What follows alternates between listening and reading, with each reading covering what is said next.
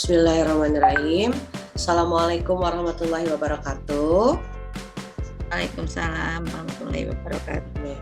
Terima kasih kepada Bu Yen yang sudah bersedia menjadi narasumber khususnya dalam wawancara kali ini, yaitu berkaitan tentang solusi atau penyelesaian masalah dari akar penyebab masalah, khususnya di pembahasan mengenai kesulitan atau permasalahan yang ada di pembelajaran di kelas. Mungkin langsung saja Ibu ya ke pertanyaan yang pertama.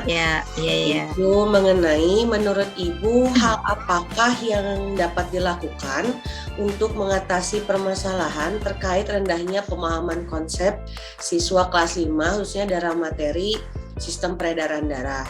Kemarin kan sudah ditanyakan itu mengenai faktor penyebab ya Bu ya, penyebab terjadinya hal tersebut. Setelah dianalisis ternyata ditemukan bahwa lebih penyebabnya itu lebih kepada media Bu, misalkan, dan juga model pembelajaran. Menurut Ibu, media atau model apakah yang cocok untuk meningkatkan pemahaman konsep siswa khususnya di materi sistem peredaran darah? Nah, untuk yang istilahnya peredaran darah ya di kelas 5 khususnya itu, karena peredaran darah itu bagian dari organ-organ manusia yang intinya bahwa organ-organ manusia itu tidak bisa langsung kita kelihatan ya, mungkin barangkali itu ada di dalam tubuh ya, di dalam tubuh manusia, jadi anak-anak tidak bisa langsung atau memahami sistem peredaran darah itu. Maka dari itu mungkin untuk lebih siswa itu memahami, kita harus menyediakan istilahnya alat peraga ya, medianya itu berupa gambar lah istilahnya, karena kalau mengandalkan hanya membaca dalam buku saja mungkin anak-anak itu pemahamannya kalau anak sendiri yang membaca mungkin belum bisa istilahnya sampai 100% untuk memahaminya. Nah, kalau disediakan dengan media, dengan melihat barangkali kemudian bagian-bagian dari organ dari peredaran darah itu kita jelaskannya dengan gambar, anak langsung melihatnya ya, alurnya kemananya gitu. Mungkin medianya itu saja, mungkin gambar barangkali ya, untuk lebih memahami anak, bisa langsung dilihat apa yang ada di dalam tubuh kita itu. Lebih jelas gitu, lagi ya kelihatannya. Ya, lebih jelas lagi, anak jangan hanya membaca saja tanpa ada yang dilihat seperti apa sih realnya dalam tubuh kita itu. Oke, baik, siap. Terima kasih. Nah, untuk selanjutnya Bu, mengenai kemampuan siswa dalam menyelesaikan soal-soal HOTS. Ini kan kemarin dari hasil identifikasi masalah itu ditemukan bahwa anak itu masih banyak yang kesulitan mengerjakan soal-soal HOTS. Nah, ternyata setelah dikaji itu, menurut Ibu, upaya apa sih yang dapat kita lakukan sebagai guru khususnya dalam meningkatkan kemampuan siswa khususnya dalam memecahkan masalah pengerjaan soal-soal yang berbasis HOTS gitu Bu? Dari medianya atau modelnya, mungkin menurut Ibu hal apa yang harus kita lakukan yang lebih baik digunakan? Begini ya, kalau soal-soal yang HOTS itu kan berarti anak itu perlu pemahaman dulu ya mengenai dalam menjelaskannya itu. Barangkali ini menurut Ibu ya, anak itu melihat kita siapkan atau pertanyaan itu berupa gambar ataupun grafik barangkali ya, pertanyaan seperti itu. Nah, nantinya dengan melihat gambar atau grafik untuk menjawab pertanyaannya itu, anak bisa menguraikan kalimat supaya bisa menjawab yang pertanyaan tadi itu ya. Kalau melihat gambar seperti anak itu bisa menerangkan atau menjelaskan apa yang ada di dalam gambar tersebut, jadi lebih real lagi anak itu dalam menjawab. Jadi cuma memahami saja, menjelaskannya, jadi dilihat itu realnya ataupun berupa grafik, jadi anak bisa menjelaskan dari susunan grafiknya itu sendiri. Mungkin itu barangkali ya menurut Ibu seperti itu. Jadi kalau ada grafik, gambar, mungkin anak bisa menjelaskan lebih paham lagi. Oke, baik Bu. Terima kasih. Selanjutnya yaitu mengenai rendahnya kemampuan siswa dalam menulis pantun khususnya Bu. Menurut Ibu lebih kepada model pembelajaran apa sih yang harus kita gunakan khususnya dalam meningkatkan kemampuan siswa dalam menulis pantun? Soalnya setelah kemarin diidentifikasi, anak-anak itu rata-rata kalau pembelajaran pantun sebenarnya suka, hanya bingung menuangkan gagasannya gitu untuk menulis pantun, terutama kan akhirannya itu kan harus sama di bagian samping dengan isi itu, kadang kan rimanya AB-AB. Nah, menurut Ibu model apa atau metode apa yang cocok gitu kira-kira yang baik untuk diterapkan dalam pembelajaran menulis pantun? Nah itu dia, nah kalau masalah pantun kita juga kadang suka ini ya, apa namanya, mengemukakan ya konsep apa yang harus kita ini gitu ya, jangankan buat ini gitu barangkali. Nah mungkin untuk ini untuk ke metode ataupun itunya apa sih yang disebut dengan teaching apa sih, teaching learning apa gimana gitu yang disebut model-modelnya itu. Cuma kalau kita lebih apa ya namanya, supaya anak itu lebih memahaminya, barangkali kita coba untuk anak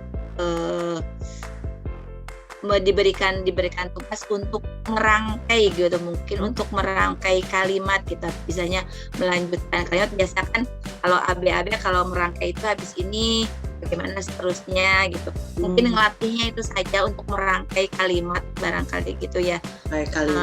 Sulit juga sih untuk memahami dalam kunci AB-AB itu barangkali ya. Jadi sedikitnya kita bisa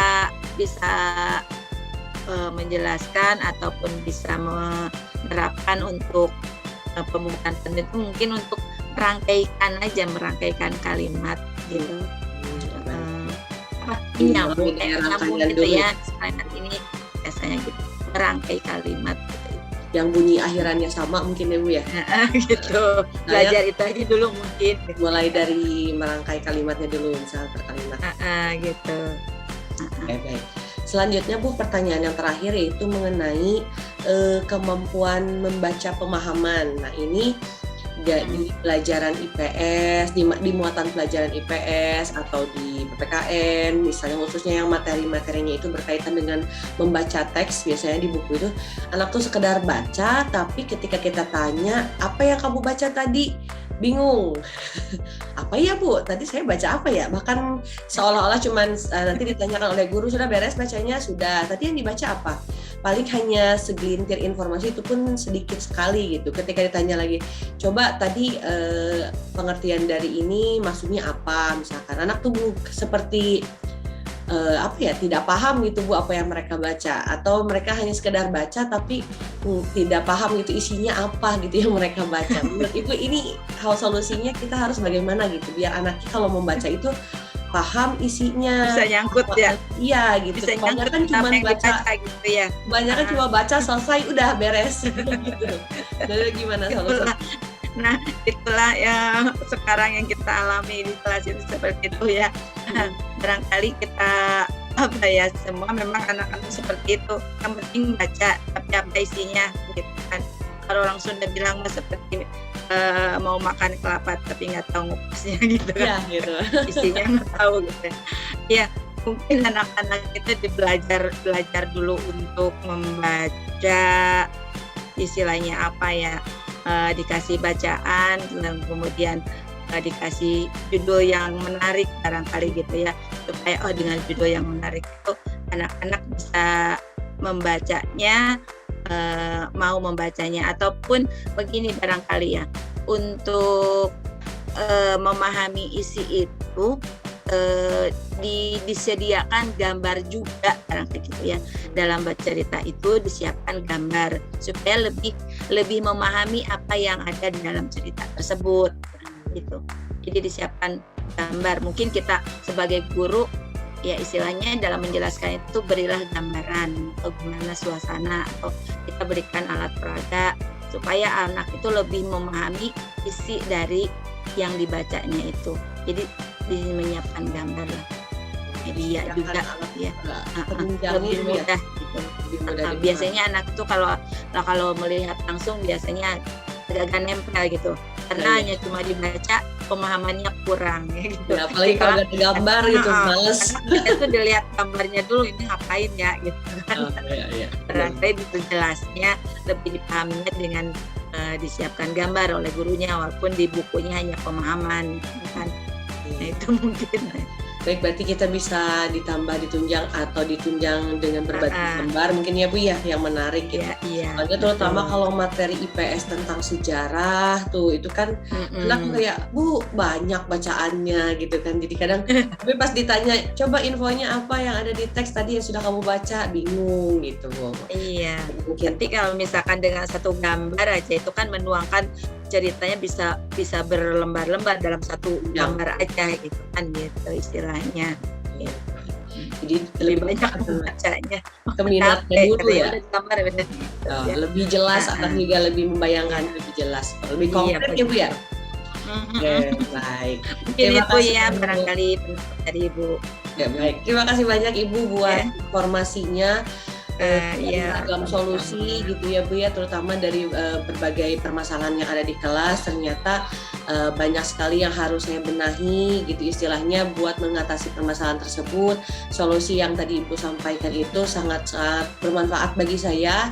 Semoga saya bisa terapkan juga nanti di kelas itu perbaikan. Mudah-mudahan ya bermanfaat, ada sedikit masukan barangkali gitu ada. Ya, terima kasih banyak Ibu untuk waktunya. Mohon maaf kalau waktunya malam-malam. Ya, apa-apa. Yang penting ya, ada waktu ya. Assalamualaikum. Waalaikumsalam.